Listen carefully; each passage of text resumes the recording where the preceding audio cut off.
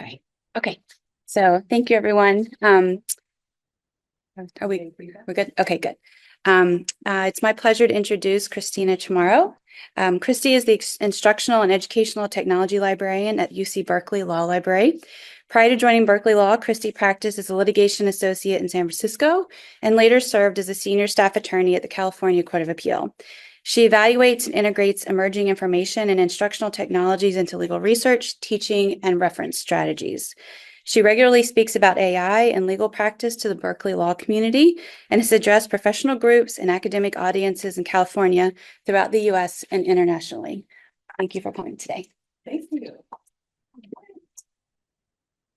Well, it's so nice to be here today. This is just one of the friendliest audiences to present to. So I appreciate it, but it's great to be here. And, I've got a big act to follow. Rebecca's just one of my heroes on LinkedIn. I don't know how you have enough time to follow her to keep up with the latest and greatest. It's really so helpful. But I have to admit, I'm gonna follow your lead, and I'm going to tell you that I'm reading a bit of a ChatGPT intro just because it cracked me up I did my little image with the pie. I was like, integration. So I'm going to be speaking about the integration of AI tools in law libraries and law schools. So I'm the AI and academic slice of the pie. And I thought this was pretty good. So we've already heard a compelling keynote from Rebecca, who gave us, and again, this is it's the reasoning model, so maybe even better, who gave us plenty to think about regarding AI's transformative role in our profession. As we transition to the next slice of our program, I want to focus specifically on academic law libraries and law school, places where curiosity, experimentation, and innovation are fundamental. And yes, like baking a pie, integrating Gen AI into our workflow involves some experimentation, a bit of creativity, and perhaps occasionally learning from a few messy mistakes. In this session, I'll be sharing practical examples and ideas that highlight how law schools and libraries are already weaving Gen AI to the fabric of their everyday operations and instruction. And my goal is to provide you with insights and tools that you can immediately start testing, refining, and ultimately employing as part of your own work in an academic setting. Whether you're brand new to Gen AI or you've been experimenting for a while, I hope you'll find a fresh perspective in today's conversation. Let's dive into how we can thoughtfully and effectively serve up Gen AI as a helpful slice of our academic pie. Not that bad, So, all right, in all seriousness, I am excited to talk about from the academic perspective. And there's a lot, and I was thinking about what to cover. I mean, there's just so much to cover right now, right? Things are changing so quickly. So I hope to give a few big picture updates that I've just had on my mind. Talk about some use cases in academic libraries. I mean, but I think so many of these are applicable to government and law firm. And then hopefully, we'll see if we have time, for questions and see how that goes. But and I really do think that,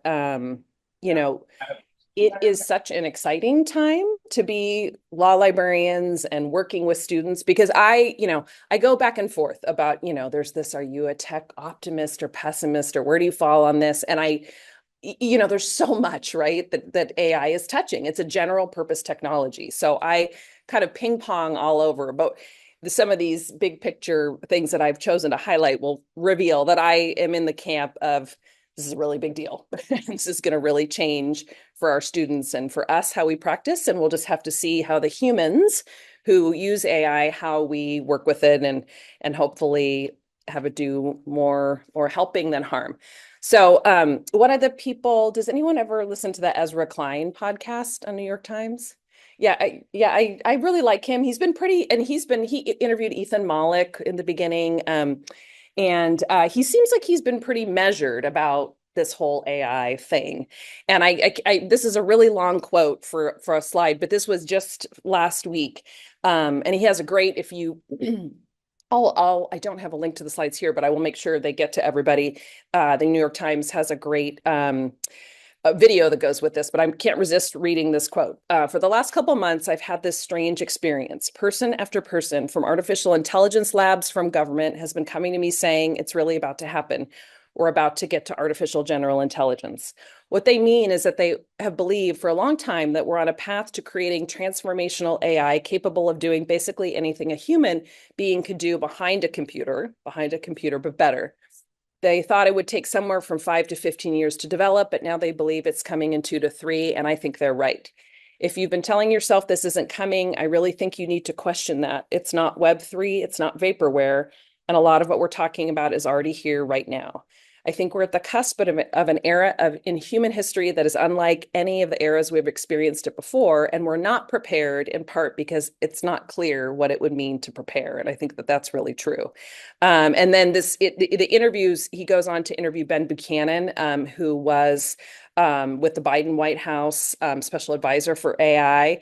And it's a really interesting discussion. And I guess before we talk about a little bit about what this means for us, I think a question that comes up a lot is, what does AGI even mean, right? Okay, so it stands for artificial general intelligence, and it is one of these buzzwords that's thrown around a lot. One of the people who I really admire in this space is Fei Li, who's with the human-centered, I'm going to get the name wrong, it's Stanford Human-Centered AI. She's been involved in this for many years. I just started her book that came out pretty recently, The Worlds I See. That's really good so far. And she has a quote, from the founding fathers of AI: their dream all along has been to make machines that can think and help people make decisions. I don't know if I should call it AI or AGI. To me, it's the same thing.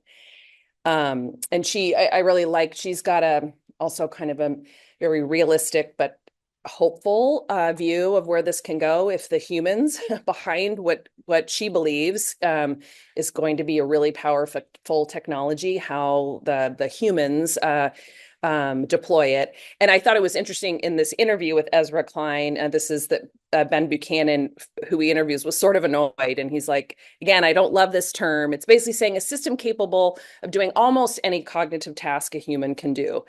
And he's like, I'm not sure, there's all this, who knows when this is going to come out, right? But he's like, I don't know, maybe 4 years, but I do think we'll see something where the breadth of these systems are remarkable, but also their depth and their capacity to, in some cases, exceed human capabilities, regardless of the cognitive discipline.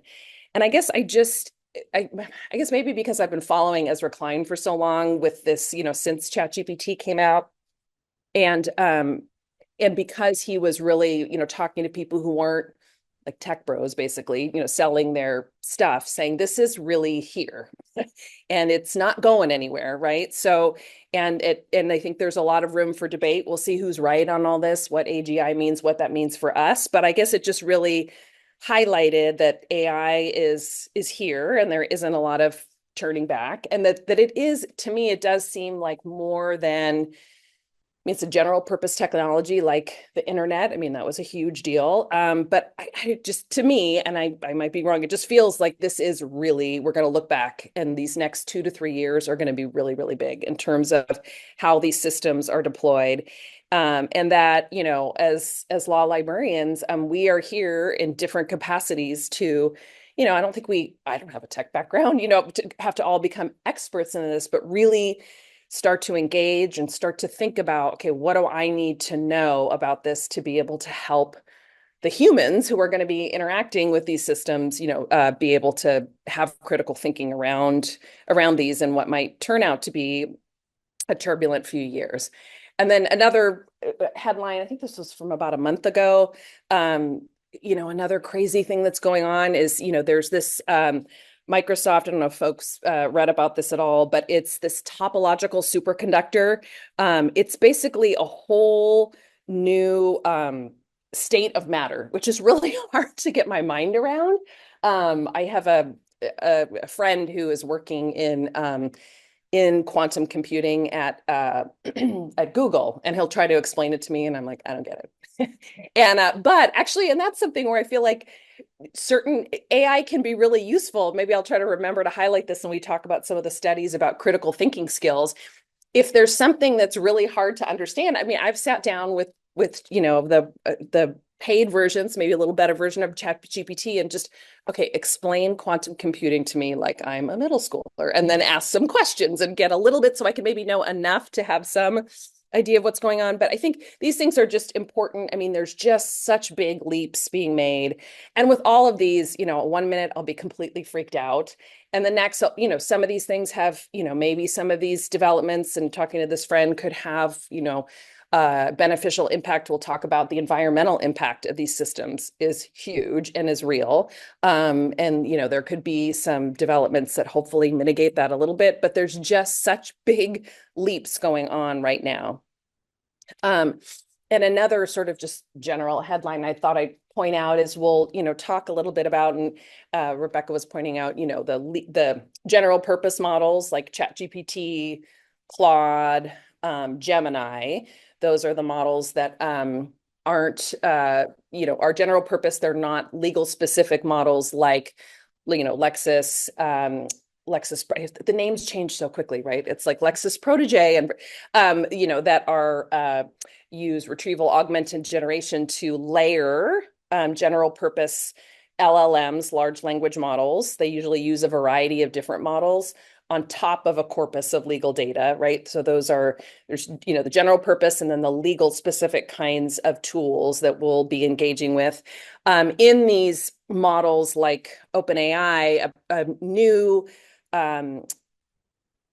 advancement has been these reasoning models. Has anyone noticed the difference between a reasoning model and using one of the, there's also so many to keep track of. OpenAI using 4 versus their O series. So basically what it is these reasoning models, they allocate more compute at the time of inference. So basically they, rather than the model working with just a particular prompt in that moment, and they're going through an iterative process, they sort of slow it down. So there were some prompting tricks that Ethan Mollick and others would talk about where you'd do like chain of thought. You basically tell the model to slow down and kind of reason and go through steps, and sometimes that would give you a better answer. These just do that as part of the process. And why do I point this out? In one of the articles that Rebecca discussed, this recent article about AI powered lawyering. I think this was the same. Yeah. And that's one of the things they're looking at is these reasoning models used with legal queries. So these things are improving all the time. It's interesting to start to learn about that. I mean, you don't have to become an expert, but think, okay, if I'm going to spend $20 on my pro account, when might I use a reasoning model versus their plain old model? And just start to over and over during these 45 minutes. I'm really going to make a pitch for just experimenting. And it doesn't have to be with this fancy prompt that you're doing, in your work role. It can be just like seeing how these different models work, and you'll kind of see this reasoning, and it's a big change. And another big thing is when DeepSeek R1 came out, it was like this big deal. I don't know if people were, the stock market, the tech stocks took that big dive when it came out. Charlotte and I on the way in listened to my favorite podcast, Hard Fork, the New York Times tech podcast, and they did like an emergency podcast when DeepSeek came out. So for those of you who weren't being super nerdy and following it all, DeepSeek is a Chinese based LLM. In a nutshell, they made a lot of news. It's their R1, they've been around for a while, but their R1 model, their reasoning model, did amazingly well on benchmark tests and used far less compute power. There's all kinds of questions about, well, did it just kind of cheat by training on other open source LLMs? And there was just a whole lot going on, but DeepSeek was a big deal. Again, maybe a silver lining that there was one of the reasons that the tech stocks took a dip is some people thought, well, okay, it did it for, so much less. I can't remember the amount of money they used to train it, but it was much less expensive, much less power.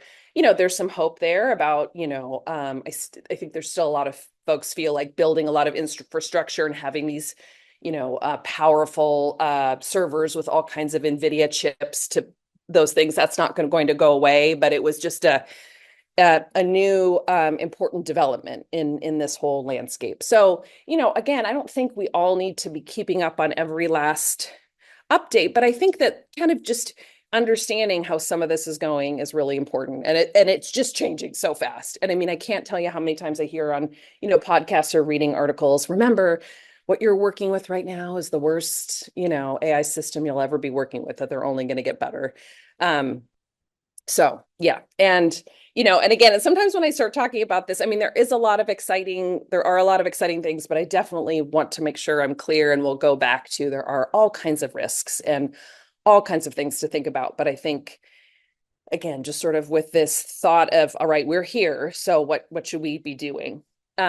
So one of the things I think when thinking about, okay, so as an academic, us looking at the academic slice of the pie, one of the things we need to do, I think, is to empower our users and in academic libraries, our faculty and students, staff, and the public to become, smart consumers of all of this AI. Everything is AI now, right? Like, there's just so much AI washing. Even it bugs me, even on KQED, they always have, I can't remember what it's for, it's for an AI product, and it says hallucination free. I was like, that's not right. That you can't have something hallucination free. I was like, NPR, you should be running that.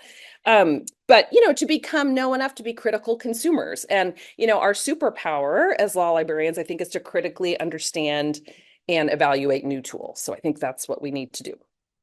And I was also I was tempted to look at some headlines from way back when, like when Google came out, and like, oh no, like what's this going to mean? And, but that I think that law librarians are great at navigating changes in technology. And I think a lot of this has been talked, in these different Gen AI presentations, quite a bit. But I think it's good to remember back, like natural language processes were introduced, and, there were all kinds of fears. And what does this, will the opaque process cause us to miss important things?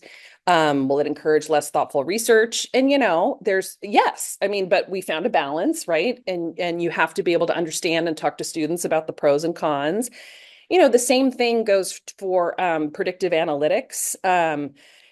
Those, and I'll talk a little bit about the importance of really understanding the different types of AI. So this is an example of where, just in a nutshell, like remembering, right, as was pointed out earlier, AI has been around, for decades, right? And, and some courts have gotten into trouble when they've said, all of these different rules about what you have to certify. I mean, if a court says you need to certify if you've used any type of AI, that, if you don't specify generative AI, does that mean if I use Lexis, if I think Ramona was talking about Google, AI has been around, and thinking about, I've been thinking a lot about, there's a great book called AI Snake Oil. I don't know if have you read it? Yeah, it's really good. It's by two folks from Princeton. I'm forgetting their names. And they also have a great blog, but it's really important to keep in mind. It's mainly about predictive AI and all of the risks that go along with predictive AI. And so we use Lex Machina to predict what a judge might rule, right? And then so predictive AI is taking artificial intelligence to make predictions in the future.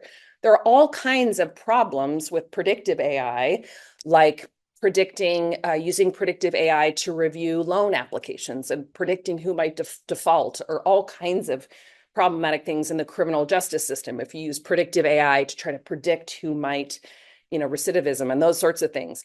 That is a risk with AI it's inherent in predictive AI, right? It's trying, there's all kinds of problems with predicting the future. That's different than risks with generative AI, when AI has been being used to generate content. And it's interesting to just, right now, ChatGPT brought up this whole new, we were all able to interact with a form of generative AI, and just to keep in mind that, it's not one size fits all, right? There's all kinds of AI, and we have to really think critically about the risks with one type might not be the same risks as another.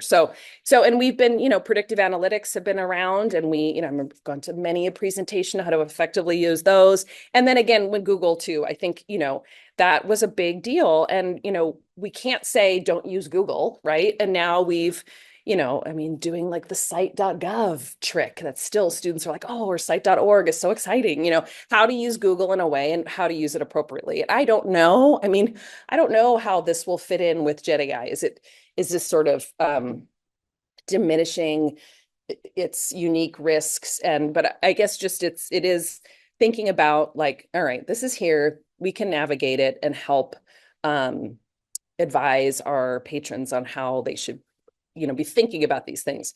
So this is where like some of the things to think about, understanding AI fundamentals, the different types of AI, hallucinations, that hallucinations, like so often you say, they're a feature, not a bug. Like these are word prediction models. So they will sound, they're prediction models that really want to please. So they'll sound really right. And, yeah, Christy, that was a great idea, and then, yeah, but so just understanding how they work, how they're trained. And I really think that just that hands-on experience with them is so key. And then what I hope to do today is to just talk about and think about some ways that we might be able to integrate them into workflows where you can start to use them, in ways that feel appropriate. And there's like kind of the two buckets that I think I'm going to be bouncing around a little bit in academic libraries is how we might use them as librarians, and then what we want to be telling students and faculty and how they might be using them. So there's just lots to navigate. And, I won't have time, and I'm sure others will talk about, I mean, there's just so many risks and limitations, right, with Gen AI. We have hopefully all been talking about the confidentiality risks, you're not going to put sensitive client information to ChatGPT, bias and toxicity, that they're trained on large data sets that reflect all kinds of biases. And when I feel a little guilty about using image generation because it does use a lot of power. I think this has changed, but like, things like one email on ChatGPT, and I feel like Rebecca, you might know these stats. These might be outdated now, but uses the Washington Post, I think it was like 4 months ago, had a stat, one email draft on ChatGPT takes 1 bottle of water to cool the systems. It's a lot of environmental impact. So I try to do this judiciously to make images, but this was my image of a librarian, navigating through tools. And it did show, the first rounds showed a woman every time. And I had to tell it to please show a man. So it's, there's, you have to be aware of these things, that the outputs can reflect biases. The lack of transparency. So the black box problem, we don't, just the same thing that we'd feel about, running a Boolean search versus natural language. I know exactly what I'm getting with my Boolean search. I don't with the natural language search. That's exponentially, even more the case with generative AI. Although it's interesting, a couple things. I mean, this is all changing so quickly. I remember like a year ago listening to an interview with Sam Altman, and he was talking about like, okay, one of our goals is like, we discovered this works really well, but we have to work backwards to be able to show exactly how it's getting to its answers, and that's really part of their goal, is to solve this black box problem. I think a lot of these reasoning systems, it's not showing exactly, but I'm going to show if I have one in action. But like Rebecca was mentioning, the new AI DeepSeek model, you can see it as it's working, which is really interesting, like what it's looking at and it's not giving you a full roadmap. And I think you can download that whole roadmap. I'm not sure, but there is that, like, well, where is it getting its information? Intellectual property and copyright risks.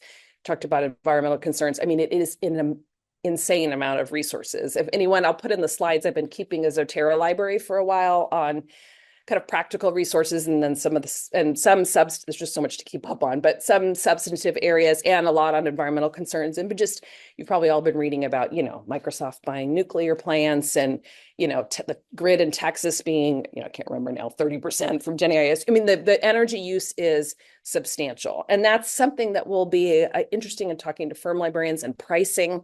I've always wondered, talking to the Lexis and Westlaw folks, I know they have limits, but, like letting us as law schools have access to a lot of these tools, they're expensive to run, especially if students are just and they have limits on how much you can upload, but they're use a lot of energy and are expensive, and misinformation and deep fakes. I mean, elections, all kinds of and evidence. I mean, there's just so much, but now we're going to talk about, all right, there's a lot of risks, and actually one more sort of warning before we get to some use cases is, I also really like Rebecca was talking about Ethan Mollick's framework of like he did a great job of there's a blog post where he lists ways to use when to use AI, when it can be helpful and when not. Like it can be helpful when you're an expert in the area and you can check. I think with this is in the buckets, especially with talking with students, I think, a time when you need to learn and synthesize new ideas or information, right? That, we talked a little bit about this already, and this was the study that we had mentioned about critical thinking. You can start to over rely on it. Just on the drive up, Charlotte and I were listening to a Hard Fork episode where they were talking about this study, and it was really interesting. I mean, they were so the study was just saying people were self-reporting. So it's, they were saying it would be nice to have some studies where there's actual like students are using it. How do they perform on tests? But people were self-reporting and at times saying, ooh, I do feel like when I trust the AI model and I give it a lot to do, I use less of my critical thinking skills, and that could be not so great.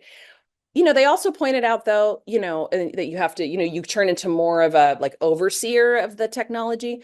But also though, they were pointing out something that I think is really important and I found really useful is sometimes though, it can be sort of the flip when you don't know anything about an area. Like I don't know much at all about coding, and like working with libguides and doing some of the HTML, that can be a great thing. I don't have expertise, but I can engage with the system and learn something that I'm getting pretty good at it. And it's just such an easy way to get some basic expertise in an area. So I think there's just going to be a lot, but I do think that like process of learning and synthesizing new ideas or information, e.g. our new law students, not a great time to be using AI. And sort of a related, when effort's the point, there was a really good, it's called Law School Toolbox, where it's a podcast for law students, and they were talking about AI, and they were really emphasizing this, which made me happy, that when you're really synthesizing the information, and the point that was raised was so good, Rebecca, that you raised about, also I think a great selling point with students is, yeah, if you just take the easy way out, then when you get questioned by, I remember when I was working at the court, and then the justice comes, well, wait, why did you make that argument? So break it down. You have to be able to engage. And I think that I think there's really great things that AI can do to help you organize your research path so you can better access that information. But when effort's the point, and then when very high accuracy is required. So this is, every day there are new cases. These are just some more AI. These are, I think, both from February, but, you have to read the cases, make sure they're real at least that you include in your briefs. And again, that's not a problem with AI to me. I mean, that's a problem with, attorneys. That's a very basic, thing that you have to make sure the cases you've cited exist, but it's still happening. So, how are AI tools being integrated in academic law libraries? Maybe what's on the horizon? Thinking about this, there's also, again, the buckets of how students might use things and how we might use them as law librarians. I think just like you were pointing out with junior attorneys who might be more tempted to use this stuff versus a partner, I find it sometimes helpful if I get a patron request, we'll talk about, different systems, but let's say I have to remind myself of, it's an area of law I don't know too much about. I might be engaging, whether it's one of the Lexis or Westlaw, or even, not giving any, confidential information in it, a general purpose AI. I can kind of synthesize some things because, I've been doing this forever, versus, a student. It's just a whole different way we engage in things. Because Rebecca did such a great job covering legal research tools, I'm not going to focus on that so much. But I think, it is really interesting to think about things like the difference between Vincent AI and understanding that's great at international law resources, some interesting workflows they have. I think another thing, though, that's interesting about these legal research tools is they're starting to become more than legal research tools. Like Protege is, the newest iteration of Lexis's AI. One of the big pitches is that it's more personalized to you and that you can interact with a corpus of documents that you give it, right? So you're, doing some of those, not just legal research, but like summarization or co-counsel, being able to Westlaw's product, being able to, one of the things I look back that would have been so great is in a confidential way, give it all of a employment law file. You have a deposition coming up. These systems are really good at brainstorming, get you 20% of the way, give me, all the questions I should ask about X, Y, Z. Some of them you might, no, but it might, oh, I should, yes, that's a great, so dealing with a large corpus of information. So that's different than legal research, but they're, having workflows that encompass different kinds of workflows. So and I hope to be able to have time to jump off to a couple of these knowledge management tools, I think are really exciting to think about. As librarians, we have to organize, capture, and deliver information, both for ourselves and, at our institution. And there are there's been a lot of these tools that have been out here for a while, like Notion or Mem or Obsidian for like note taking. So you're gathering information, but the thing that I think is so cool is being able to use AI to be able to query your stuff. I've been using Evernote. I feel like that's kind of that's not as cool anymore, but I've been using Evernote forever. It's like, I'm going to go all digital. I have so many Evernote files, and now it has, I don't even have Evernote on my slide. But I can now say, did I ever, what was my car registration back in, you can deal with all of those files in a very efficient way. So some of it might be organizing personal information. Like this is my, I use Notion. So it's creating, I have, pages to organize things, but now it's got Notion AI. So I had asked it, please tell me what's being covered at the NoCal Institute. And it, uses generative AI to interact with my notes. Coffees and bagels will be available. Where is, I don't know if the parking, I don't even know if this is in the materials I have, but I think it's very exciting to be able to dump all your stuff somewhere and then work with it or create a chart for me or this is just kind of, so it's reading my notes and it's saying I couldn't find anything, so that kind of thing I think is exciting. A related, we'll see if this will work for me to get to it because we can't use it on my system. Has anyone used Notebook? I know it's now been talked about a lot, Notebook LM. It's really cool. Yeah, you've used it a little. Just learned about it from Tina yesterday. Okay. Oh my gosh. I have been using it for a long time. It's interesting. It makes these I did things with DeepSeek. It was interesting. And it gave me the, Chinese flag. So with DeepSeek, well, I'll show you this. DeepSeek is new. This is an example of, it can be really helpful for research. So for me, I'm doing all this stuff on Gen AI. So I create different notebooks. And then what I'm doing is I'm giving it sources. So I can add a source, I can upload sources, I can add things from Google Drive, a link. It won't give you, if I gave it like a New York Times link, it'll say no go, we're not going to, but if it's a blog link, it'll just pull it up and it will summarize right there, that information, or I can paste text. So I have, I think these are blog articles. So each time I upload something, it gives me this cool little summary of what I've uploaded. It got a lot of news because it can now generate a podcast on your information, which is really freaky. It's it was funny that Hardfork, I would feel like I'm doing a sales pitch for Hardfork, but they he uploaded his visa bill and they had a podcast about Kevin is spending way too much on Uber, don't you think? And it's so funny. It's so weird. But it actually, and sometimes a professor at Berkeley has said it can sometimes add in information that wasn't there. I mean, so again, would I use it to be the final, if I were a law student, time to study? No, but we were working on some work with a clinic on the Grants Pass case, and I just uploaded that and I was walking, and they were discussing it. So I think that's an interesting thing to think about, content in new formats, but then what you can do with it is, and it's a little bit funny on this viewing. So I can, it's now called these are all changing so fast, the studio. So what I can do is say, I can create a timeline. So it's now generating from the sources I gave it. I think I did this before. It's giving me a timeline, and what it's doing, it's interesting here. Usually it will Um, I think this was, it's interesting here. It's not, if you do other kinds of documents, it will give you links back to your sources. I'm not sure why it's not doing it on that, but you can also just interact with your documents in a chat format. So I could be like, I'm presenting on this. Please give me, 4 points on DeepSeek.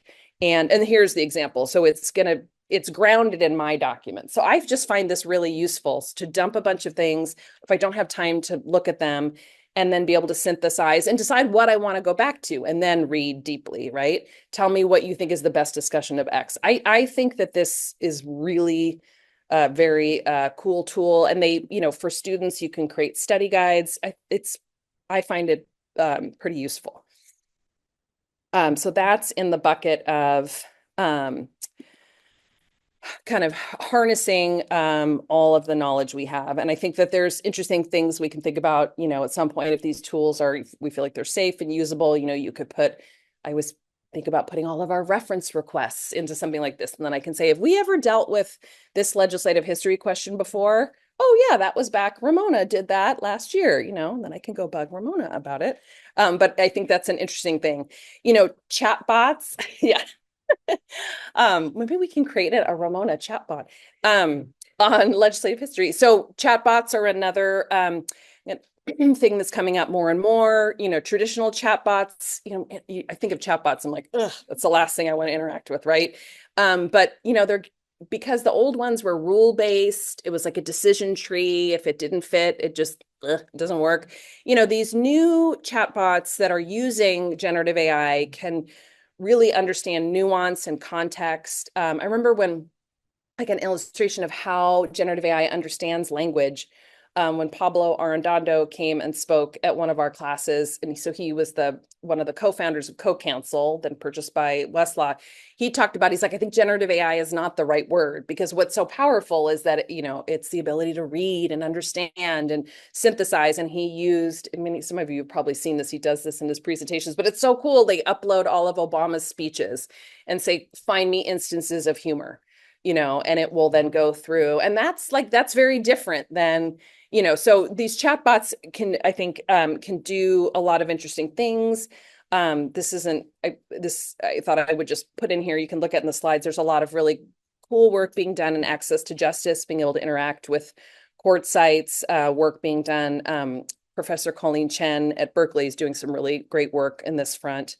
But then the problems with chatbots, you can't really see it, I have a link to it, but back in March of last year, New York City had an AI chatbot that was telling people to break the law. It was totally not working, not good. They had to pull it. So like all of this, it can get things wrong, and that can be a problem.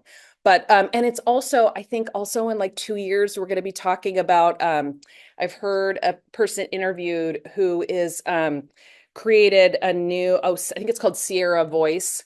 I think we're going to be interacting more and more, but it's like very realistic, very, interactive, empathetic, AI models that you talk to, so maybe it'll be that, in pro folks can call up the court and get good information and can, it's easier than taking it in online.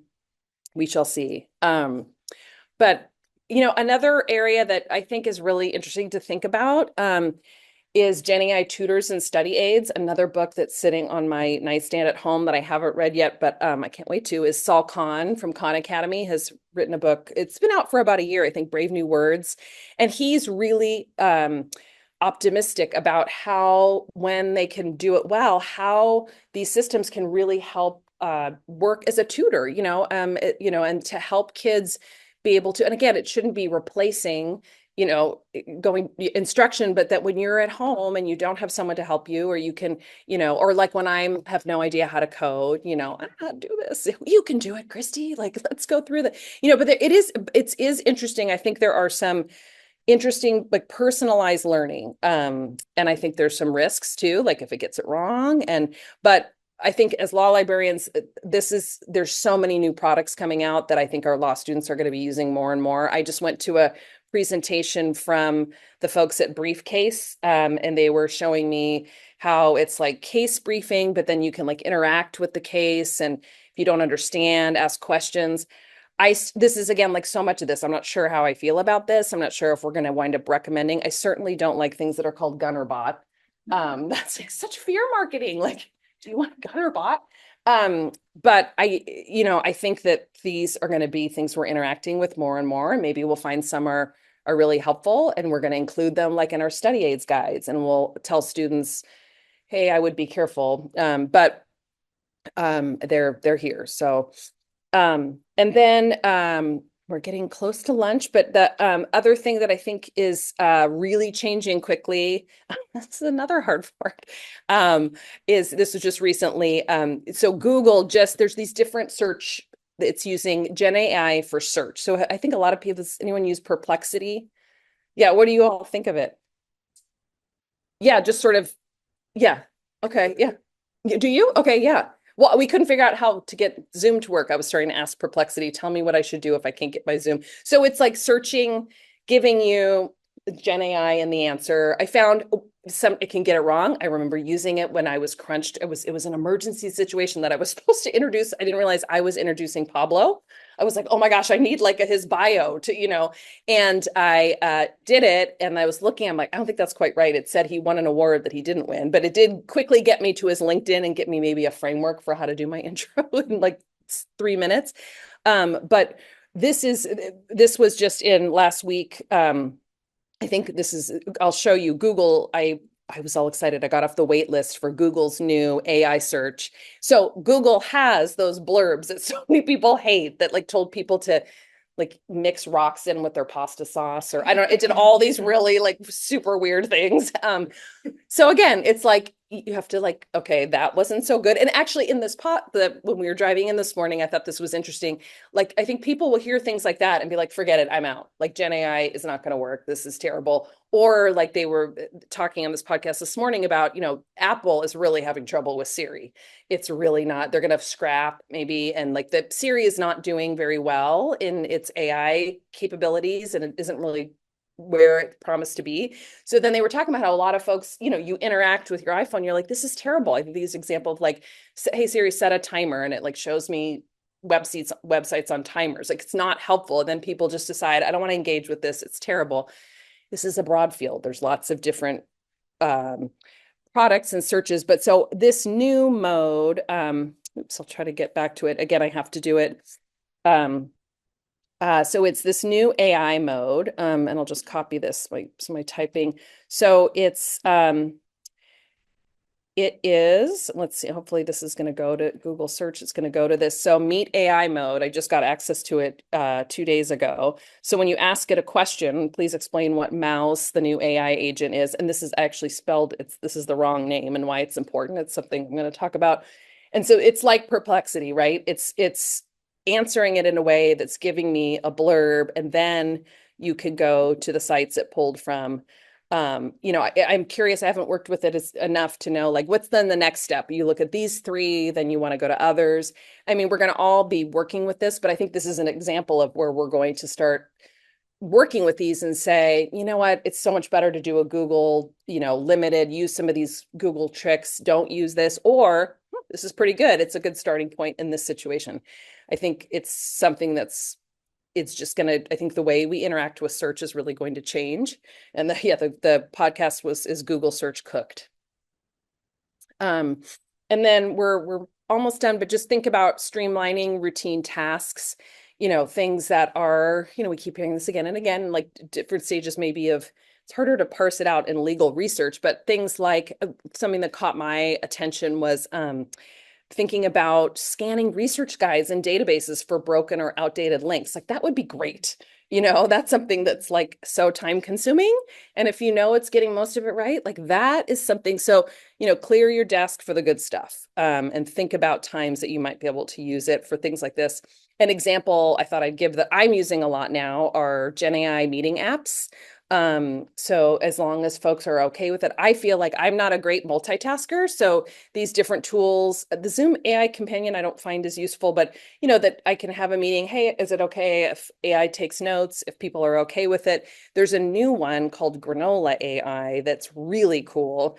And it's free. I don't know when I'm going to hit the limit, but it's basically like, you kind of take notes, and then it gives you a transcript and highlights like sort of what you've enhances what you've written down, and then you can interact. It saves, it doesn't give a full transcript of the meeting. So for some reason that makes me feel a little better. Like if people don't want every word written down, but then you can interact with the transcript and say, what did Rebecca say about, the beginning of the search process? And it'll find that and give it to you. So that's to me something like that's enabling me to be more present at meetings. And, not every time is it appropriate to use, but they're getting good enough that they're good to use. So I am at noon. I'm going to quickly say AI agents are something to be aware of. That's when software, and Rebecca touched on this, can make decisions and complete tasks without you needing to oversee it. I think next year we'll be talking a lot about agents, and especially with research. So Rebecca talked about deep research. There's a lot of new research tools coming out that use agents, meaning that you're not just constantly prompting the research, it's going out and doing things on its own, and then we'll say, okay, I'll tell you when I'm done. If anyone who wants to see it at the break, this is an example of I have an example of a ChatGPT deep research report that I did that was actually really helpful for a project. If anyone wants to see that. And that this is the Manus II. This is my last slide. This just came out, and people, I don't know, people are saying like, this is another DeepSeek moment. It'd be interesting to take a look at it. It has a lot of research use cases. The Economist just had a little blurb about it. It's a Chinese company.